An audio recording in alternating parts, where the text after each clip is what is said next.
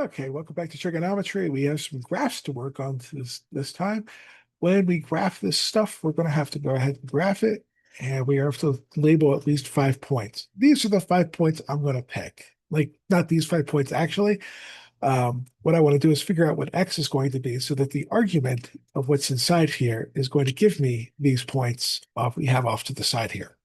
So what we're going to do is we're going to say 3x minus pi over 6 equals 0. And we're just going to solve for x. So we have 3x equals pi over 6. We're going to divide both sides by 3, multiply both sides by a third, and we're going to get x equals pi over 18.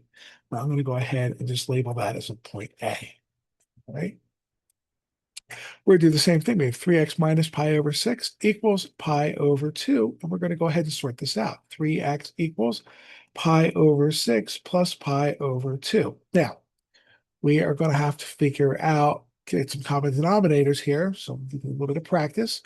So if I multiply the second term by 1, 3 over 3, we're going to have 2 times 3 is 6. So we have 1 pi plus 3 pi.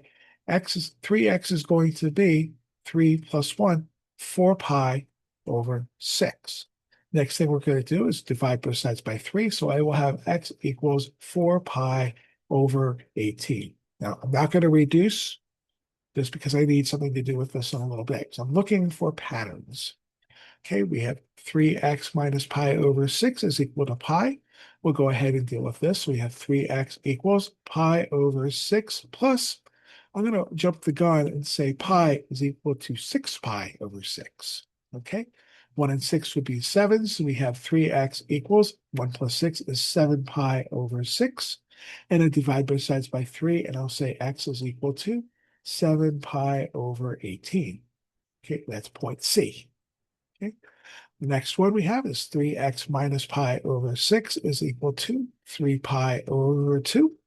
So we can say this is 3x equals 3 pi over 2 plus pi over 6. And again, we're going to have to go ahead and get some common denominators. I'm going to multiply by 3 over 3.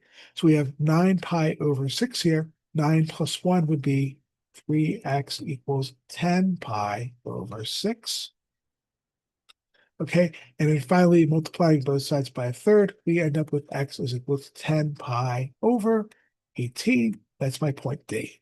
Okay. Finally, our last point here is we have 3x minus pi over 6 is equal to 2 pi. We'll go ahead and add both sides. We have 3x equals 2 pi plus pi over 6. But instead of dealing with this, I have to get common denominators. So we're going to say 6 over 6 so we can add fractions together.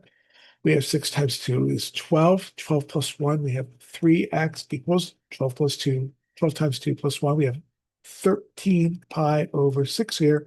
And then go ahead and divide both sides by 3. And we have x is equal to 13 pi over 18.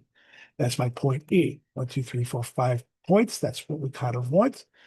I'm going to double check my my little progression here.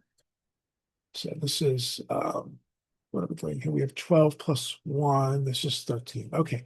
So we have 1 pi over 18, 4 pi over 18, 7 pi, 10, 13. It looks like each of these are going up by 3 pi over 18. That's fine. I have a very nice little progression here. So we can go ahead and look at something like this. So we're going to say we want 0. Actually, I don't want 0. I want pi over 18. So we're going to say here's pi over 18. My last point is going to be 13 pi over 18.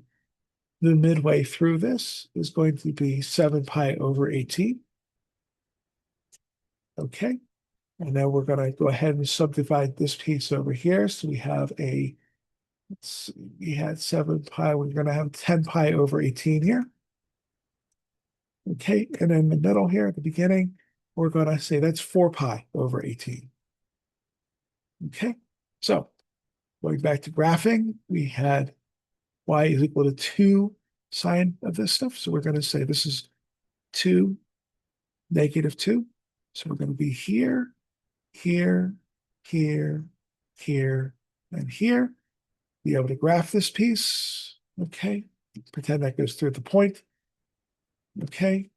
goes to that point too. I am not doing well in coloring in the lines here, but this is point A, B, C, D, and E. You could write A, B, C, D, and E instead of drawing these points out here. That would be fine. But this is the graph that I have for this thing. Okay, so hopefully, actually, as a class, you guys did fairly well with this kind of a problem. It's only fair that since we did some graphing in the class, you should see some graphing on the final. Hopefully, this problem, these types of problems are not going to cause you too much stress. And you guys did good practice on these at the beginning. So I think it's nice that you get a little, hey, we are really good at doing these problems at the end. I hope you do. So thank you very much for watching the video, and I'll see you in the next one. Take care.